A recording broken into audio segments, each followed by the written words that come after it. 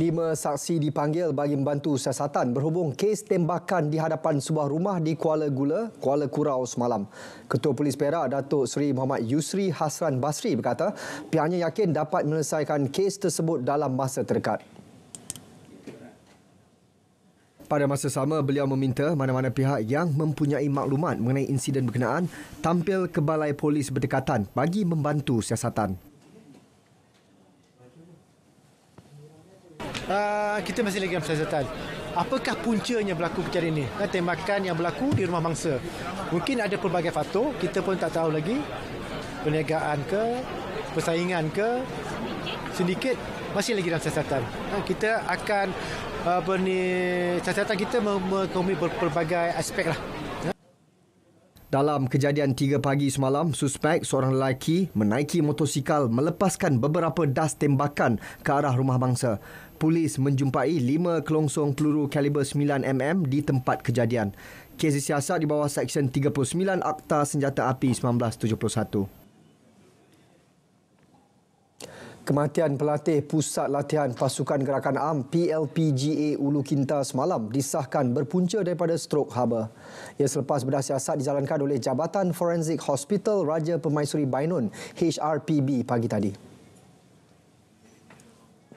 Komandan PLPGA Ulu Kinta, Superintendent Muhammad Hafiz Kadir berkata, selesai sahaja proses bedah siasat 11.30 pagi tadi, jenazah Constable Muhammad Irfan Irham Badrul Hisham dibawa ke Masjid Saidina Abu Bakar As-Siddiq di kamp PGA Ulu Kinta untuk dimandi sebelum disemayangkan. Jenazah kemudian dibawa pulang ke kampung halaman di Felda Keratung, Bandar Tun Razak, Pahang untuk dikebumikan. Dalam kejadian petang semalam, pelatih berusia 21 tahun itu tiba-tiba rebah dan diserang sawan ketika sedang menjalani latihan kursus asas pasukan PGA Siri 1 2023. Beliau kemudian dikejarkan ke Klinik Kesihatan Tanjung Rambutan untuk menerima rawatan sebelum disahkan meninggal dunia pada pukul 5 petang. Satu sindiket penipuan secara dalam talian berjaya ditumpaskan hasil sebuan ke atas sebuah premis yang diguna sebagai pusat panggilan di kawasan perusahaan Mergong 2 Alustar Isnin lepas. 54 individu yang majoritinya warga asing termasuk seorang wanita berumur 20 hingga 50 tahun ditahan reman selama 4 hari hingga Jumaat ini. Mereka yang ditahan terdiri daripada 3 lelaki tempatan, 2 lelaki warga Bangladesh, 19 lelaki warga Taiwan, 29 lelaki warga Cina dan seorang wanita warga Taiwan. Dalam serbuan juga kita telah berjaya merampas beberapa barangan, antaranya melibatkan satu kenderaan dan satu lori. Lain-lain kita ada juga komputer di sini, nanti ada saya dalam senarai itu juga akan dibagi pada tuan-tuan. Dan dalam kes ini kita akan siasat di bawah 420 KK. Kita akan siasat juga di bawah Seksyen 15.1 Akta Immigration dan juga Seksyen 55, dan kalau tak ada dokumen juga di bawah Seksyen 6.1. 2 lagi saksi iaitu pemilik premis dan pemilik syarikat kenderaan masih dikesan bagi membantu siasatan kes. 2 kontraktor pembinaan di Kedah yang ditamatkan perkhidmatan akan disenarai hitam. Ia berikutan kegagalan menyiapkan projek perumahan di bawah Perbadanan Prima Malaysia Prima mengikut jadual ditetapkan.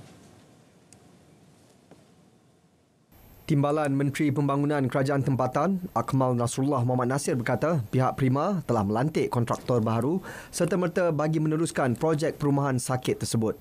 Ia melibatkan 2 projek perumahan di Kulim dan 1 di Alustar. Prima Sungai Ular. Projek yang berada di Kulim ini telah pun mendapat CCC pada bulan Mac tempoh hari. Namun sehingga hari ini vacant possession ataupun VP masih tidak dapat diberikan kepada para pembeli. Sebab hasil tinjauan memang sebenarnya ada kerosakan ataupun kecacatan. Beliau terdahulu meninjau 3 buah projek perumahan Prima di Kedah, Residensi Seri, kedua-duanya di Kulim dan Residensi Simpang 42 di Alor. Menurut Akmal lagi, seramai 499 pembeli Residensi Junjung dan 190 pembeli Residensi Simpang 42 di Alor telah menerima bayaran ganti rugi akibat kelewatan penyiapan projek. Sehingga Jun tahun ini, Prima telah menyiapkan 9 daripada 20 projek sakit di seluruh negara dan bakinya dijangka disiapkan menjelang akhir tahun depan. 62 karya puisi dipertandingkan pada program Jejak Puisi Perlis, pertandingan cerita puisi Anjuran Akademi Pengajian Bahasa Universiti Teknologi Mara UiTM Cawangan Perlis. Pertandingan sebagai platform kepada penyair memperkenal warisan, budaya dan alam semula jadi dan mempromosi lokasi-lokasi pelancongan popular Perlis melalui bakat berpuisi. Pelaksanaan program di bawah Geran Pemangkin Ekonomi Budaya, kitaran kedua ini adalah sebahagian daripada rangkaian program pelancongan wilayah utara dan pembangunan ekonomi tempatan yang dinaungi oleh Kementerian Kewangan. Ia merupakan program geran yang mempromosikan aset budaya ketara dan tidak ketara yang unik di wilayah utara Semenanjung Malaysia.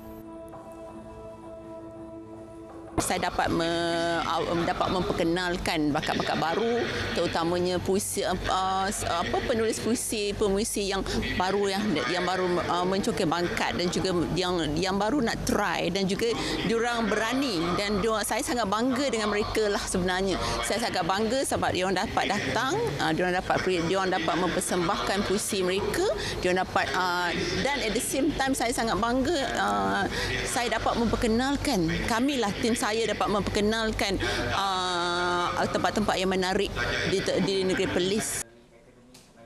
Sepanjang pertandingan berlangsung, peserta dibawa melawat ke tapak-tapak budaya di seluruh negeri. Antaranya Muzium Kota Kayang, Kampung Warna-Warni Kuala Perlis, Wang Kelian, Taman Herba dan Timah Tasuh. Hadiah wang tunai berjumlah hampir RM30,000 bakal menjadi buruan 50 pasukan pada Kejohanan Rugby 7-11 Sevens Kebangsaan 2023. Kejohanan di Ipoh itu dijadual berlangsung 21 hingga 23 Julai ini. Kesatuan Rugby Malaysia memaklumkan kejohanan itu akan diadakan di Stadium Rugby Perak dan Kamp Batalion 23 Regimen Askar Melayu Diraja.